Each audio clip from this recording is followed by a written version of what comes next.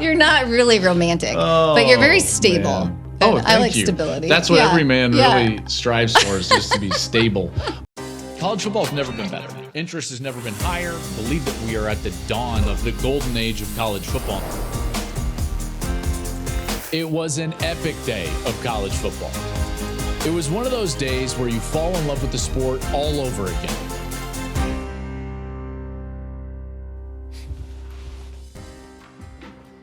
What's up, everybody? Welcome into the Joel Klatt Show.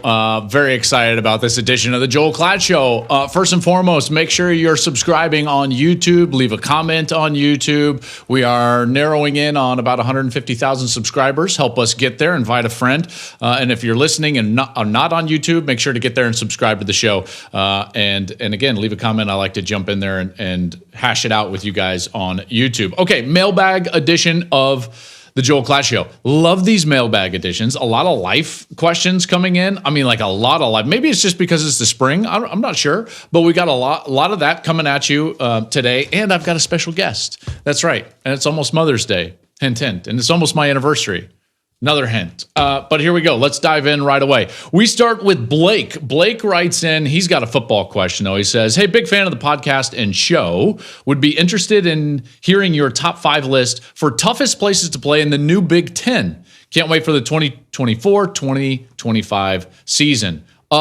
Blake, I'm also interested in the new Big Ten, what that's going to look like. But I didn't want to just keep it to just the Big Ten. So here's what I'm going to do. I'm going to go 5-1 in terms of the Big Ten toughest places to play. Then I'm going to kind of zoom out a little bit, and I'm going to take you into what I would consider the 5 toughest places to play in college football. Now, truth be told, a lot of this has to do with how good your team is. I think that that's pretty obvious, but I also tried to really focus in on the environments, and in particular for a giant game. Okay, so these environments in a big game, these are the best ones. These are the toughest ones. Let's start in the Big Ten. All right, number 5, I think in the new Big Ten, Washington is number 5.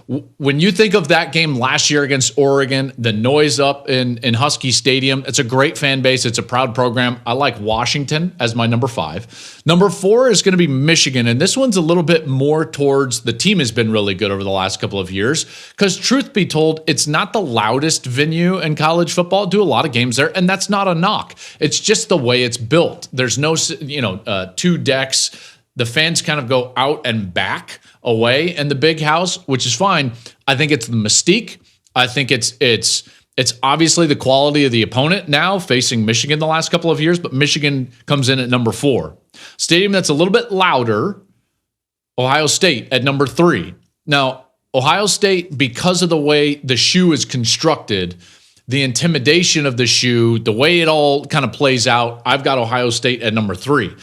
That leaves 2 spots left. At number 2, I'm going in the new Big Ten with Oregon. Listen, Autzen Stadium, I think, is one of the most underrated environments in all of college football. I know it's not a giant stadium in terms of total number of seats, but man, it's loud. And they get going in there. They get going, and they're intelligent. They understand the game. They know when to get loud. And so I've got Oregon at number 2, and I think that the best environment in the new Big Ten is a whiteout at Penn State. So Penn State would be the toughest environment. Every time I talk with anybody who's going on the road, they always say the same thing: Penn State, toughest environment in the Big Ten. So there's that. Now, old school Nebraska would have been on this list, but they're just not tough enough as a team yet. Wisconsin, I thought about Wisconsin. I thought about Iowa. All those places, tough places, but I had to just limit it to 5. So let's put together all of college football. Let's widen out, okay? Zoom out a little bit. 5-1 toughest environments in college football. 5, Clemson. They had a stretch where they went 62-1 at home from 2013 to 2022. That's ridiculous. So yes, it's a combination of their team has been really good, but that's also a place that's just ridiculously tough to play. Great environment there. Number 4, one of the ones I just mentioned, Oregon. Again, one of the most underrated home field advantages in all of college football. It's loud, it's terrific, great fan base. That's number 4. Number 3 is Bama. I think Bama is intimidating for a lot of different reasons. 1, it's Alabama. 2, there's 100,000. And three, like, they just don't generally lose there. They really don't. That's what made Texas's win there last fall so impressive, and should have opened our eyes up to how good Texas was going to be for the remainder of the season. Leaves 2 spots left. Number 2, Penn State. That whiteout environment again in a big game. It's really tough to beat. There's only one thing that beats it, and that is LSU at night. LSU at night, even though, truth be told, I haven't called a game at LSU, in particular at night, but just watching it, talking with people around the sport, LSU, that's the toughest road environment in college football. So, Blake, appreciate your question, man. Very good one. All right, Bailey writes in. Bailey says, recently I graduated college with my MBA and I found my first career at a company with great people with great morals and ethics. That's awesome, Bailey. I'm happy for you about that. He said, I played baseball in college and sometimes struggle finding the same itch and passion. I totally understand that as well. My question is for you and your time. How did you cope with college sports being over?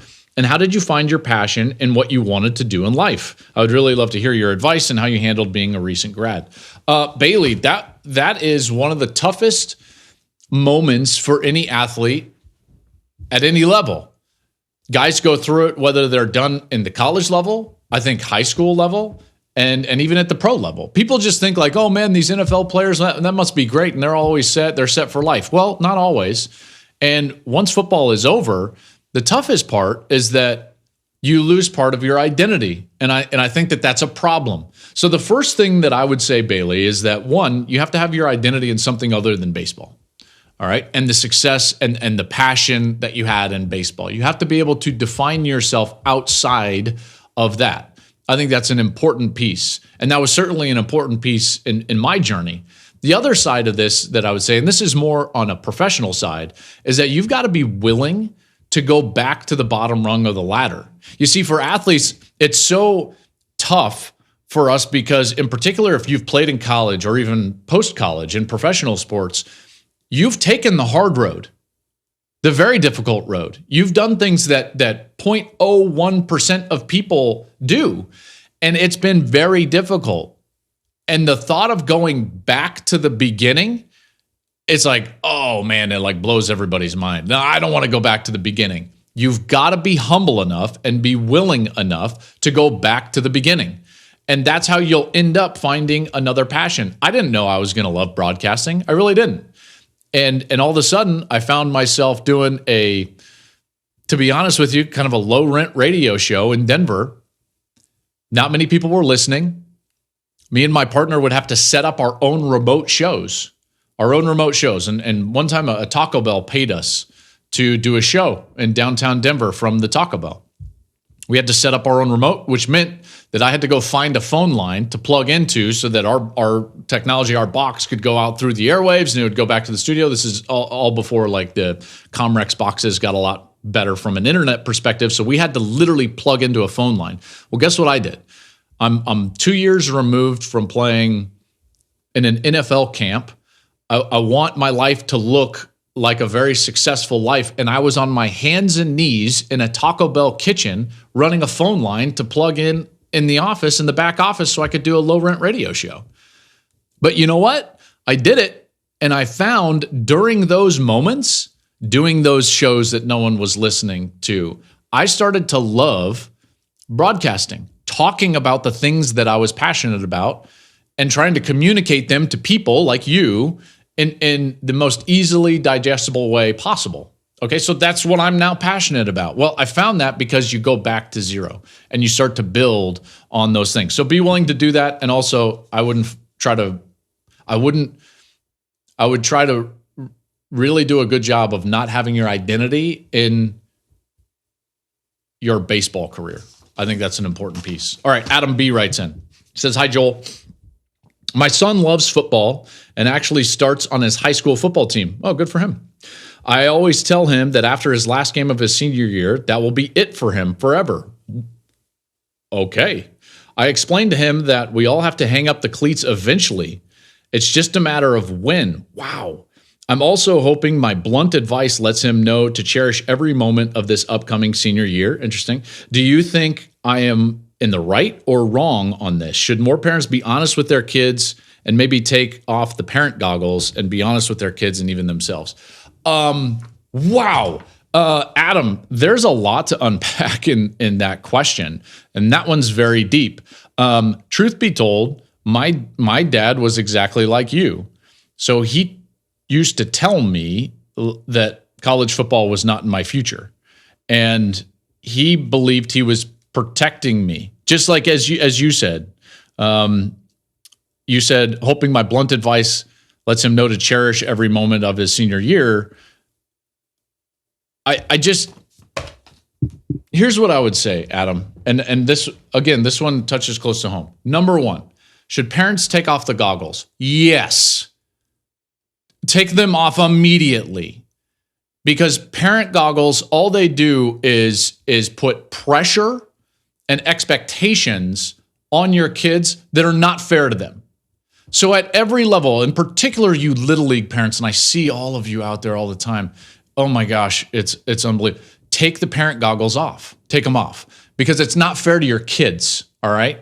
They're not there to make you feel better about yourself. So number one, take the parent goggles off. That was a good part of this, Adam B. And then there's this other part about, like, are you trying to protect your son by telling him, like, hey, it's going to end? Here's the truth, though, Adam. It's going to end at some point. So you don't have to tell him when. Does that make sense? Here's what I would say, and it ties a little bit in with my last answer, and that is, if your son's identity is wrapped up in football, it's going to end at some point. High school, college, at some point. He might get injured, all right? And then it's going to be incredibly difficult for him to move on if that's where his identity is, all right? I think you should be more concerned with that, because when it comes to athletics and striving and goals and dreams, I say dare greatly.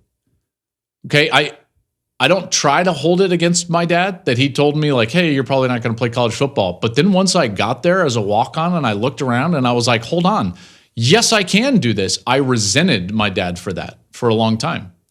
And I don't want to resent my dad, because his intentions were pure, just as your intentions were pure.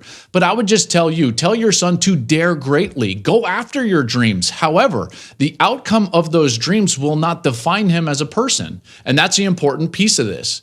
Those dreams are not going to make him happy. All right? Now, I had to find my identity, and I did a lot of work in this. I had to find my identity in Jesus Christ. All right? I had to know who he was, what he said about himself, and more importantly, what he said about me. And what he says about me is the way I define myself. But, Adam, I will dare greatly in my career as a father, and I will challenge my kids to do the same, knowing that the outcome of all of that does not define them as a person. So I would say dare greatly, because it's a little bit, and you can get into the sports psychology of this as well. You've got to go about your life giving yourself kind of the freedom to experience happiness without the guarantee of the results that you want. And that's I think an important way to live. But Adam, man, that was a great question. Good luck. Write back in and tell me how it goes. And good luck to your son. Like I said, dare greatly. Be great. Why not? Why not? And you know what? It's going to end. So what if it ends in high school? Maybe it ends after high school. All of that is just fine. Just give yourself permission to be happy regardless of that outcome. Okay. I think it's time for a special guest, in particular after a deep question like that. So here's what we're going to do. In honor of Mother's Day on Sunday, a very, very happy Mother's Day to all of you mothers out there. And next week is my 19th wedding anniversary to my lovely bride. And as you know, I teased it on Twitter. We do have a guest. Give it up. It's a slow clap edition. Sara Klatt's coming in. She's joining the program. She's right here. This is my first guest, babe, on the Joel Klatt Show, at least in studio. It's not quite a big noon conversation. This is just more like a joint effort.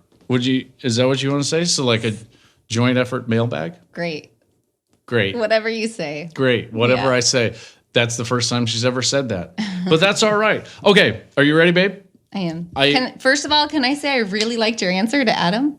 Oh, thanks. Yeah, it was good. I appreciate that. Proud of you. Oh, thanks. Yeah. That's like my number one goal in life is to make her proud of me.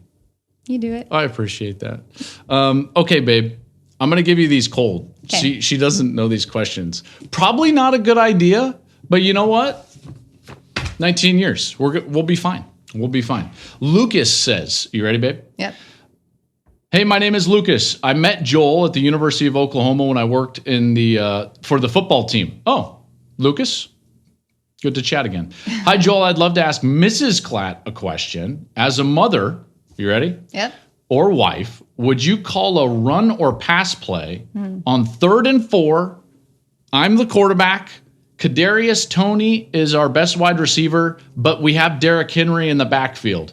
It's 3rd and 4. Would you call a run or a pass? You're the quarterback I'm or the Lucas? quarterback. It's a hard one. Especially because I know what none of that means. Lucas. Let me explain something. I have been married to Joel for 19 years. Almost 19 years. You got it. Let's clarify that because you have quoted 18 years. We're in our 18th year of marriage. Coming up on 19. We dated and we got married while he was playing at Colorado. It's true.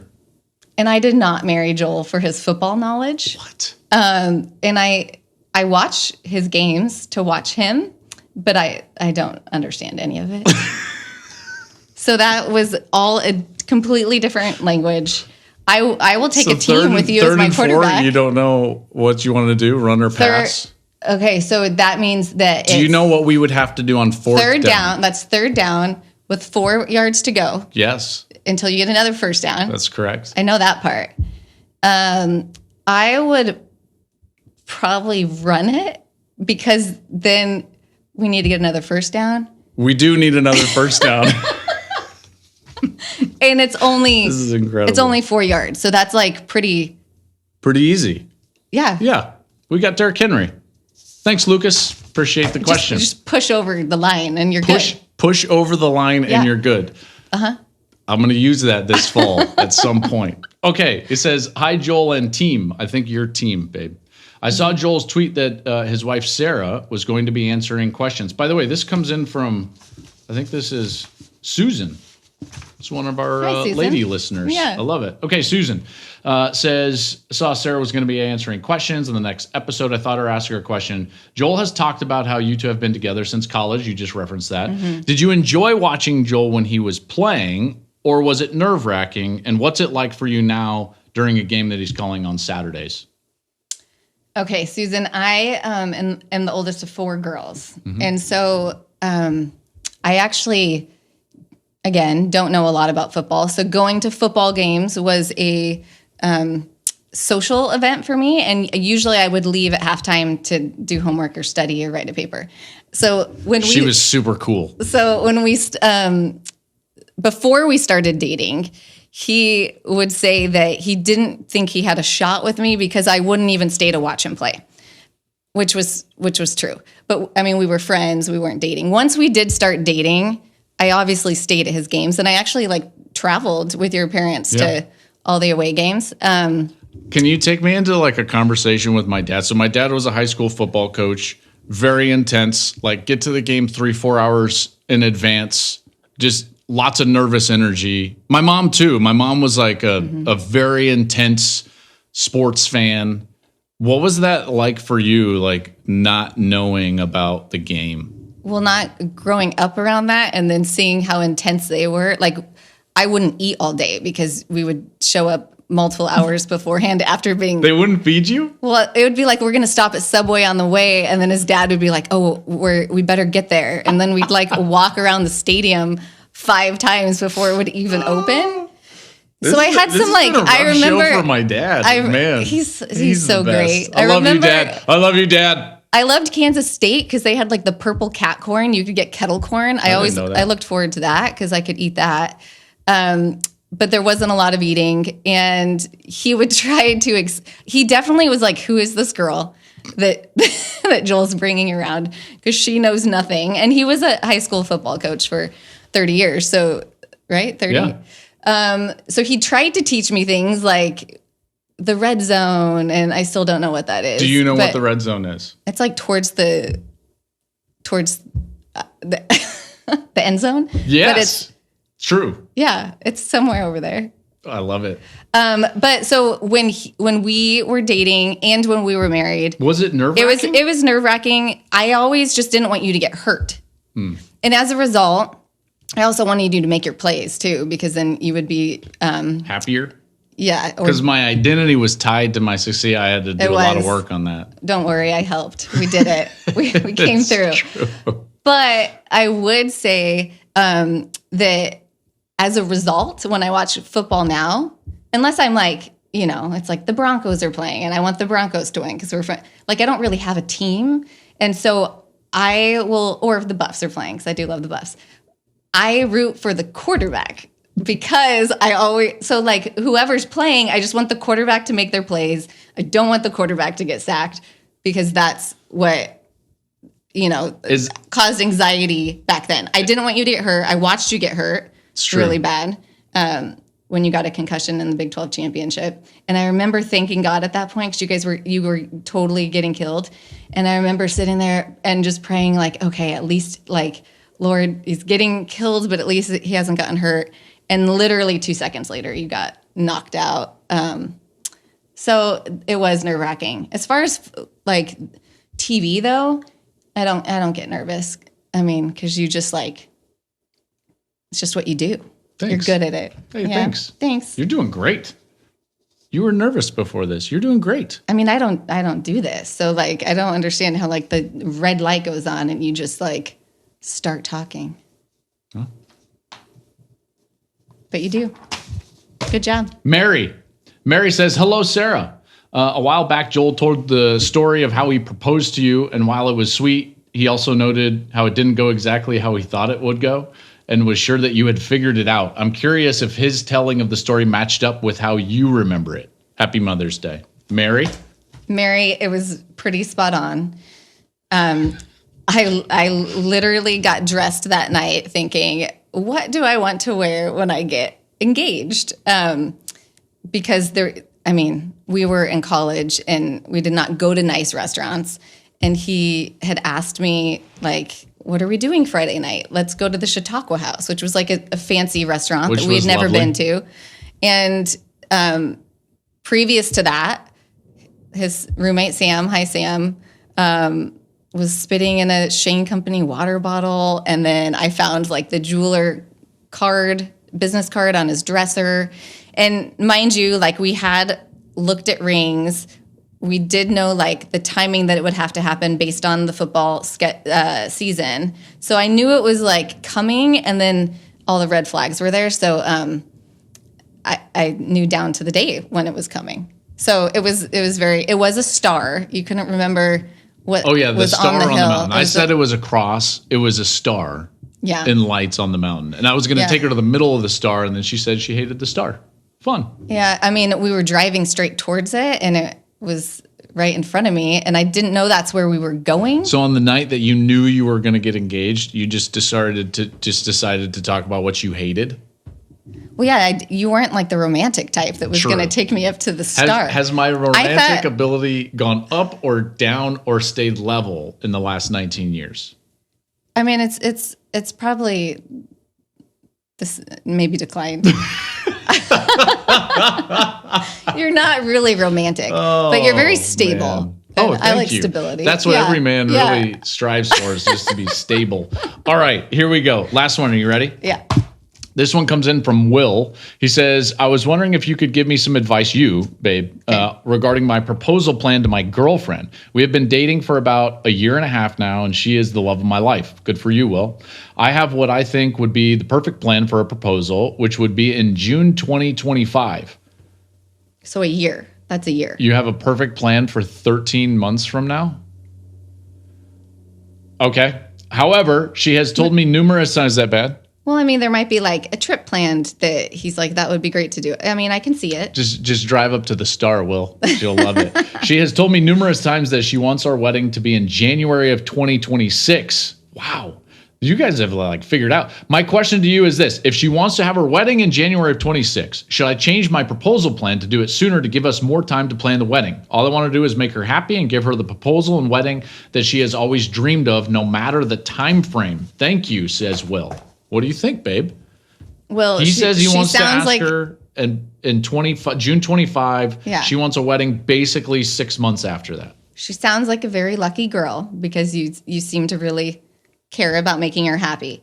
That being said, it just depends on what kind of girl she is. First of all, if you've already been dating this long, it's like that's another year. I mean, we dated for a year and before we got engaged, and then our engagement was only 5 months. So here's what I have to say. Like, I don't believe in long engagements myself, and I don't think that they're necessary.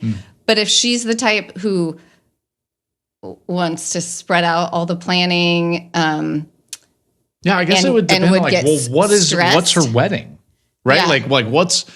Well, you got to figure out these plans because she has a date, but it's like, what does her wedding look like? Because if it's extravagant, she's going to need more than 6 months. Yeah, possibly. I mean, I got my wedding dress at the Denver Convention Center for $200. We were poor college kids, so yeah, you're very stable. Thank you. Good job. But sometimes wedding dresses take like 6 months to make. So it just depends on what type of wedding she wants. I would say it's, if you think she would be disappointed, and also if you're talking about this now and she's like anticipating it and then she's waiting for a year for you to actually propose, that might be kind of disappointing as well. I was the opposite. Like, I thought I'd be getting married at 28. Should she wait? What, 28? Yeah, what? I just always thought like 20. You get married when you're 28, and then we had been dating for 5 months, and you wanted to go look at rings. I mean, I was knew. I love you. I knew too, but I was just kind of like, whoa, I'm stable. This is how it happens. You're very stable. Thank you. It's the first time she's ever used that word describing me. So glad she did it with hundreds of thousands of people listening. Okay, so do we think that your advice to Will is ask her about the wedding she has planned? Like, babe, tell me what you want our wedding to look like. That seems innocuous enough. Yeah.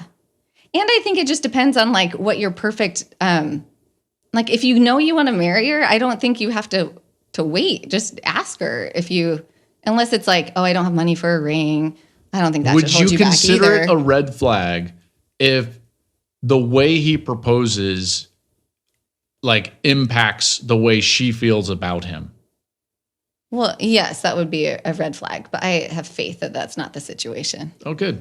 I think if anything, based on what he wrote in, he just doesn't want her to be disappointed. That's true. So if you're concerned that she would be disappointed, I would say act on that, and sooner is better than later. But 6 months to plan a wedding is totally fine. It's doable, yep. Unless it's extravagant. Hey, thank you. Yeah, for coming on. Of course. Do you want to make it a regular appearance or no? No. Okay. No, I'm good. I love you. Love you too. Thank you. All right. That's going to do it for this edition of the Joel Klatt Show. For Sara Klatt, I'm Joel Klatt. We'll see you next week.